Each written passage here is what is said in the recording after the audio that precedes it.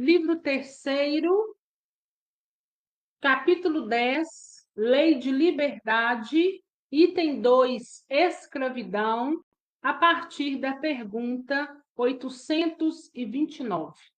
Para que nós possamos estudar e ter mais clareza no tema de hoje, escravidão, nós precisamos iniciar com uma lembrança. O Livro dos Espíritos, ele foi codificado por Allan Kardec em 1857. Então, naquela época, essa questão da escravidão era ainda muito latente, né? Então, nós precisamos partir desse pressuposto e, por isso, Allan Kardec questiona aos espíritos a respeito daquela escravidão da época, né? É certo? É correto? Não é? Por que isso acontece, né? Já havia ali muitos movimentos abolicionistas em prol aí do término, né, dessa escravidão. Então, veio em Allan Kardec essa curiosidade, e por isso ele questiona os espíritos. A gente sabe que hoje o tempo se passou, muito se modificou em relação àquela época, muito ainda tem que se modificar, mas que nós também estamos hoje num outro tipo de escravidão que nós vamos também comentar aqui no estudo de hoje. Então, nós precisamos entender que esse questionamento foi feito aos espíritos porque, naquela época, isso era muito latente, isso era muito evidente, né? Eles estavam ali vivenciando tudo isso. Então, a pergunta 829 começa da seguinte maneira: há homens naturalmente destinados a ser propriedade de outros homens? É o destino que um homem escravize o outro, como naquela época da escravidão, que se buscava na África os negros, trazia no navio negreiro, colocava aqui para o trabalho escravo, até que não aguentassem mais, né? E aí uns morriam já no trajeto, outros ficavam no labor até dar conta, outros envelheciam, iam trabalhar em volta da casa, com os animais, um serviço mais leve, mas muitos nem chegavam a envelhecer, né? O serviço, o labor era tão grande, a carga horária era tão grande e o serviço tão pesado que muitos não chegavam aí à velhice, né? Muitos não aguentavam e desencarnavam, morriam antes. Então, a pergunta vem perguntando, né? Que é natural isso? Um ser era destinado, um ser escravo, um ser propriedade do outro, e ele responde, os espíritos respondem: toda sujeição absoluta de um homem a outro é contrário à lei de Deus. A escravidão é um abuso da força e desaparecerá com o progresso, como pouco a pouco desaparecerão todos os abusos. A lei humana, na que estabelece a escravidão, é uma lei contra a natureza, pois assemelha o homem ao bruto e o degrada moral e fisicamente. Então, ele já responde para a gente, os espíritos já respondem para a gente nessa primeira questão, o seguinte, né? Que essa lei criada pelo homem referente à escravidão, ela é contrária à lei de Deus. Né? Ela é contrária à lei de Deus, é considerada um abuso e que ela desapareceria ao longo do tempo, que foi o que aconteceu, né? Então, nós temos aí mais de 100 anos que teve a abolição da escravatura, e isso realmente desapareceu, foi abolido, embora a gente não pode fechar os olhos, porque ainda existem trabalhos análogos à escravidão. Né? Um sujeito se acha no direito do outro trabalhar a troco de comida e ficar ali sem ter contato com a família, sem ter o direito de ir e vir, né? Então, isso ainda existe, nós não podemos fechar os olhos para isso.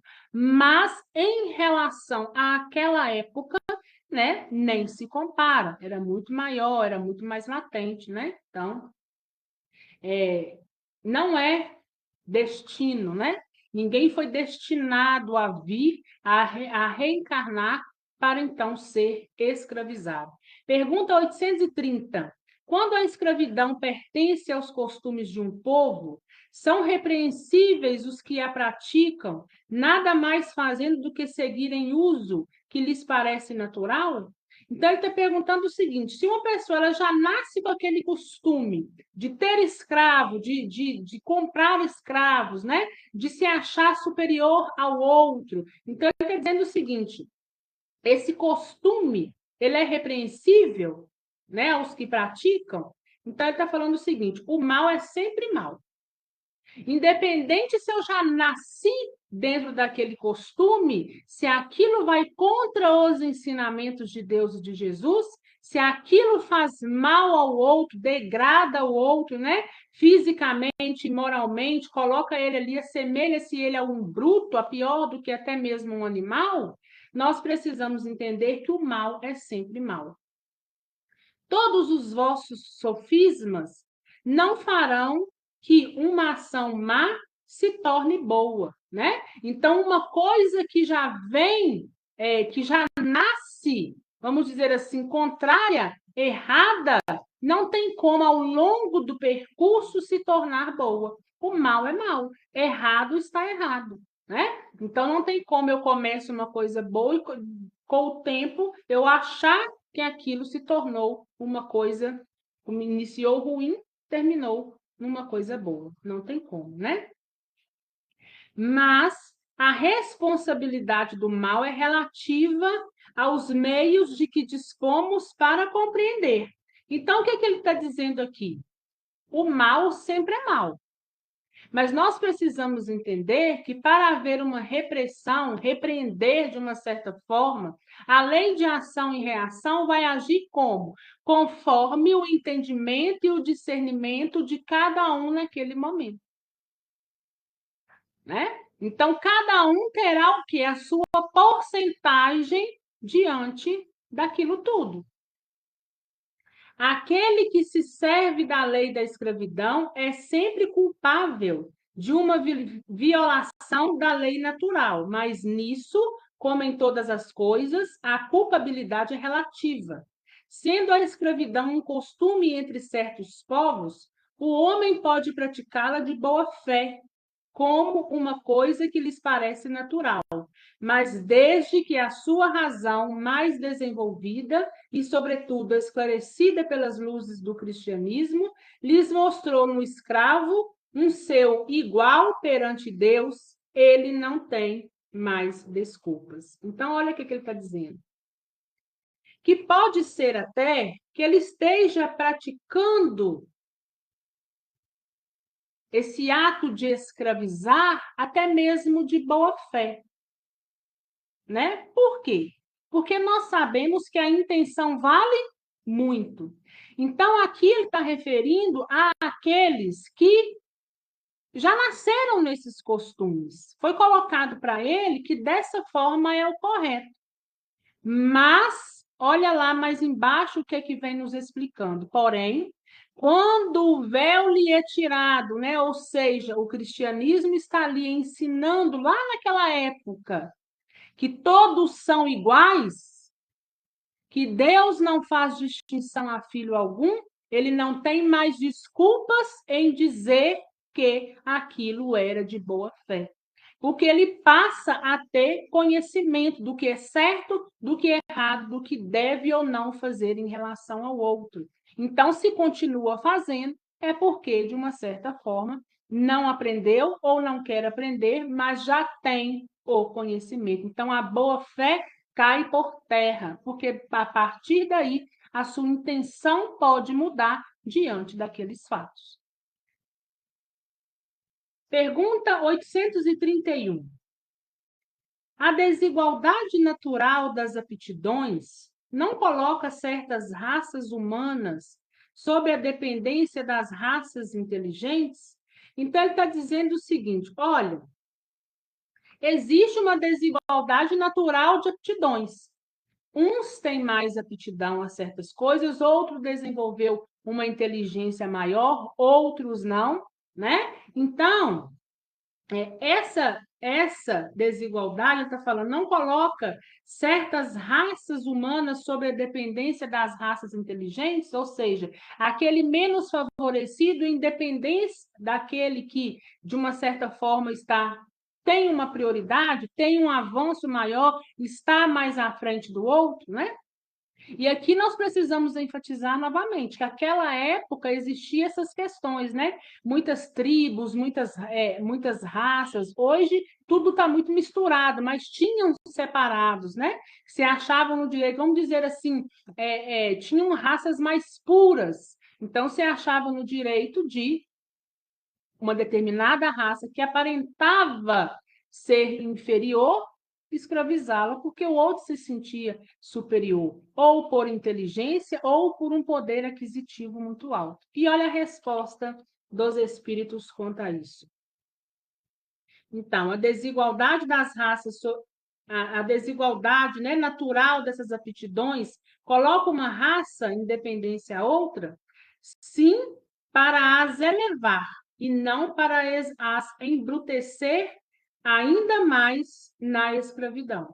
Então, nós sabemos, e já vem de outros estudos, que a quem muito é dado, muito será cobrado. E não só materialmente, mas também moralmente. Se eu tenho um desenvolvimento, uma aptidão em um determinado ponto maior do que o outro, cabe a mim ajudá-lo a reerguer. Assim como os espíritos amigos fazem com a gente. Principalmente os espíritos que estão lá na classe dos espíritos puros, né? Quanto mais avançado estão os espíritos, mais eles têm interesse em nos ajudar, porque mais eles enfatizam a questão amar o próximo como a si mesmo. Faça para o outro aquilo que você gostaria que fizesse para você. Então, ele está dizendo o seguinte: ainda que haja essa desigualdade, o dever era ajudar a reerguer e não a embrutecer ainda mais. Os homens têm considerado há muito certas raças humanas como animais domesticáveis, munidos de braços e de mãos, e se julgam no direito de vender os seus membros como bestas de carga. Consideram-se de sangue mais puro, insensatos, que não enxergam além da matéria. Não é o sangue que deve ser mais ou menos puro, mas o espírito. E quando ele fala aqui que o outro se acha no direito de colocar o outro numa condição animalesca, que vende, né? Ele fala que eles coloca o homem, né, como sendo bestas de carga, né? Então eles não enxergam nada mais além da matéria. Então ele está dizendo para a gente o seguinte, que o homem aqui nessa época e ainda hoje o perfaz, não aprendeu o quê? A olhar o outro como com igualdade. Nós todos somos iguais, porque o que vale, o que fala por nós é o que nós temos dentro de nós, não é o nosso estereótipo. Porque às vezes eu posso ter um estereótipo maravilhoso, mas por trás ser dono aí de atos maldosos que muitos nem imaginariam que o outro fosse capaz. Então aqui os espíritos colocam essa questão, a questão da igualdade, porque o que manda não é a matéria, né? O que é mais ou menos puro não é a matéria, mas sim o espírito. Tanto que nas reencarnações, as reencarnações foram desencarnando e reencarnando, como é até hoje. Mas, naquela época, muitos que eram senhores de escravos voltaram reencarnados como quê? Escravos. Né? Então, quando ele volta reencarnado como escravo, ele está passando pelo quê? Pela expiação. Ele já passou pelo arrependimento, ou seja, já viu que o ato era errado, já arrependeu desse ato, mas agora vai passar na carne, porque quando a gente passa na carne, aí é diferente. Quando a gente passa na carne, sente a dor na pele, a gente não tem o desejo mais de fazer para o outro. Por isso que a gente fala, né? Só quem passa é que sabe. Pergunta 832. Há homens que tratam os seus escravos com humanidade, que nada lhes deixam faltar, e pensam que a liberdade os colocaria a mais privações. Que dizer disso? Esse entendimento ainda se perfaz hoje, que é o que nós acabamos de dizer, aqueles que trabalham em posição análoga à escravidão. Eu lhe dou comida, lhe dou casa, comigo aqui você está mais seguro. Dentro do que eu acho que você é capaz, se você se sobressair ou se você ir para outro campo que não debaixo dos meus olhos, você vai estar, de uma certa forma, mais vulnerável, né? Então, eu te escravizo, você me serve, eu te dou o básico, mas não te deixo evoluir, não te deixo crescer. E aí, é isso que o que Allan Kardec, né, está perguntando, que uns tratam bem, né, os seus escravos com humanidade. E fala, o que quer dizer disso, dessas privações de tratar bem? Digo que compreendem melhor os seus interesses. Ou seja, agem ali de conveniência, né? Fazem isso porque é o melhor para ele, não para o outro. Eles têm também muito cuidado com seus bois e seus cavalos, a fim de tirarem mais proveito no mercado. Olha aí, mais uma vez, comparando o homem e o ser humano ao boi e ao cavalo, né? Porque ele vem e fala aqui que eles também cuidam bem dos bois e dos cavalos. E por que eles cuidam bem do boi e do cavalo? Porque eles vão lhe servir. Se não servir ali fazendo um trabalho, vão o servir para o mercado, né? Qualquer das duas formas, para que seja rentável, para que tenha um lucro, para que tenham um valor pecuniário, né?